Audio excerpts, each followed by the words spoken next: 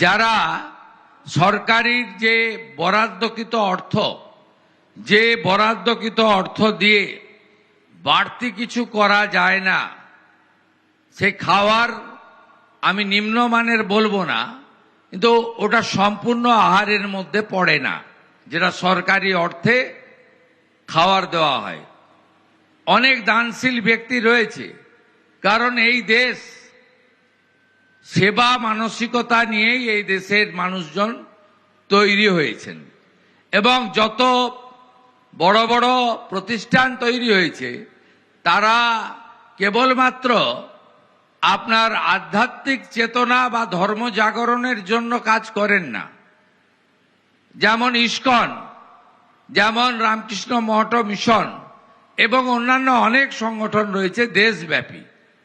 তারা আমাদের গুরুদ্বারা যেখানে আছে দেখবেন, গুরুদ্বারা যেখানে আছে, জৈন সমাজের যেখানে মন্দির বা প্রতিষ্ঠান আছে দেখবেন, সেখানে আপনি দেখবেন যে তাদের সেবার মানসিকতার মধ্য দিয়ে যে আধ্যাত্মিক চেতনা, তার সাথে অন্নদান, অন্ন প্রদান, এটাও একটা আমাদের যে ভারতবর্ষের শুধু ধর্মীয় পরম্পরা নয়, যে সাংস্কৃতিক পরম্পরা রয়েছে, যে পরম্পরা আমরা কখনো ভুলে যেতে পারি না, ভুলিয়ে দিতে চাই না।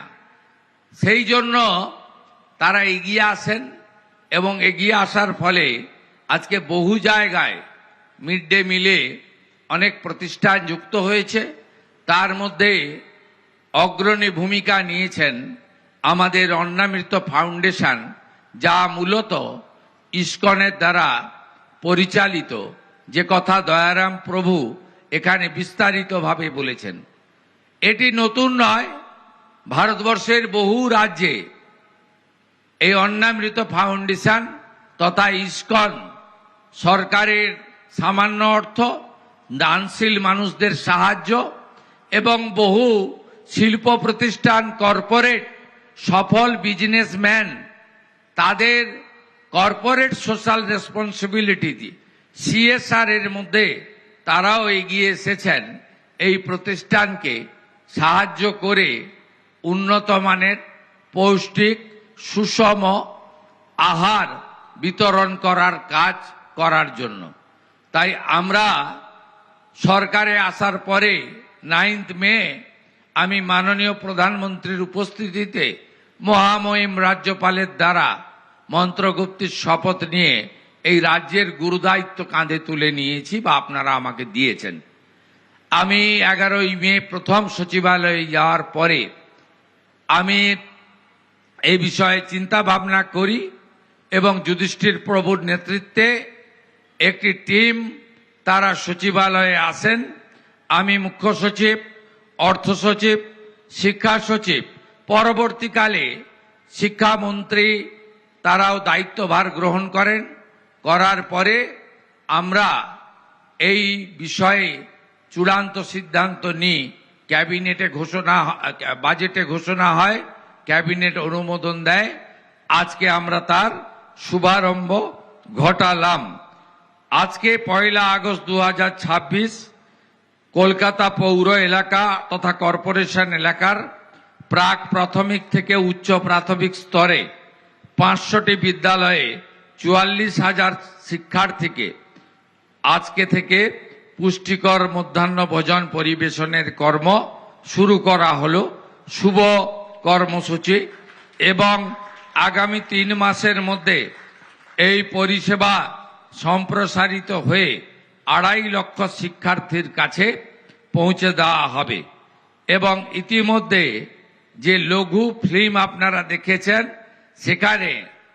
এখানে সবজি আসা থেকে শুরু করে চাল ডাল থেকে মেগা কিচেন, এবং পরবর্তীকালে অত্যন্ত পরিচ্ছন্নতার সঙ্গে তারা যেভাবে শুদ্ধ আহার গাড়ি করে বিদ্যালয়গুলোতে পৌঁছে দেওয়ার ব্যবস্থা করেছেন, এবং ট্যাগ লাগিয়ে অর্থাৎ খাদ্য নিরাপত্তা সুনিশ্চিত করে এটা আপনারা সকলে দেখেছেন। সেই কথাগুলি আমি আর নতুন করে আমি উল্লেখ করতে চাই না। তাদের যে রাজ্য সরকারের সঙ্গে চুক্তি হয়েছে বা যে কমিটমেন্ট তারা করেছেন, আমাদের মিড ডে মিলে আমাদের যে বরাদ্দ রয়েছে, অর্থাৎ আপনারা জানেন যে প্রাথমিকে 6 টাকা 78 পয়সা ছিল, বর্তমান সরকার আমরা সেটা বাড়িয়ে 10 টাকা করেছি। আপার প্রাইমারি এবং অন্যান্য ক্ষেত্রে 10 টাকা ছিল, সেটা সমতুলই করেছি। কিন্তু এটা দিয়ে এই যে মেনু ওনারা দিয়েছেন, এই মেনু হয় না। প্রচুর দাতারা বসে আছেন। আমি শুনেছি এখানে যে ব্যবস্থাপনা হয়েছে, এই ব্যবস্থাপনা গাড়ি বা অন্যান্য ক্ষেত্রে আপনাদের মধ্যে থেকেও কেউ আপনারা ইসকনকে আপনারা সহযোগিতা করেছেন। এটা দান বলবো না, এটা আপনারা কর্তব্য করেছেন। হুঁশ যার আছে সেই হলো মানুষ, আর হুঁশযুক্ত মানুষই এই কাজগুলো করে। এটাই আমাদের দেশের পরম্পরা এবং এটাই ভারতীয় সংস্কৃতি। আমাদের প্রধানমন্ত্রী সবসময় বলেন যে কথা আমি আত্মস্থ করেছি তার কাছ থেকে, বিকাশ ভি হোগা বিরাসত ভি হোগা। অর্থাৎ শুধু বিকাশ নয়, ঐতিহ্য সংস্কৃতি আমাদের রক্ষা করতেই হবে। তাই অন্নদান, অন্ন বিতরণ এবং সুকোমলমতি ভবিষ্যতের হাতে একটি সুন্দর পৌষ্টিক খাবার তুলে দিয়ে ম্যাল নিউট্রিশন, অর্থাৎ আমাদের স্বাস্থ্য ব্যবস্থাতেও যে ত্রুটি রয়েছে, এটাও আমরা আগামী দিনে বেরিয়ে আসতে পারবো। এর একটা বহুমুখী সুফল রয়েছে, যে সুফল আগামী দিনে আমাদের সরকারি বিদ্যালয়ে যাওয়া ছাত্রছাত্রীরা পাবেন। কারণ অর্থশালী লোকেরা তারা কিন্তু সরকারি বিদ্যালয়ে খুব একটা পাঠান বলে আমার জানা নেই। তারা সমস্ত দিল্লি বোর্ডের স্কুল, প্রাইভেট স্কুল এবং অনেক উচ্চমানের বিদ্যালয়ে পাঠান। তাই মধ্যবিত্ত, নিম্নবিত্ত, আর্থিকভাবে দুর্বল তারা এর থেকে সরাসরি উপকৃত হবেন। মেনু হিসেবে তারা আমাকে যেটা দিয়েছেন, এটাতে অবলিক দেওয়া আছে, 3টে একসঙ্গে ধরবেন না। ভাত, খিচুড়ি, পোলাও, পনির অবলিক ছানা, সোয়াবিন অবলিক মরশুমি সবজি অবলিক বাদাম, মিষ্টি অবলিক মরশুমি ফল, এটা তারা দেবেন। কারণ ইসকন একটি আধ্যাত্মিক প্রতিষ্ঠানও বটে। এর সনাতন সংস্কৃতি মেনে তারা তাদের আহার দেবেন। কিন্তু আমরা জানি বাঙালিরা তারা খাওয়ারের ব্যাপারে একটু ভোজন বিলাসী।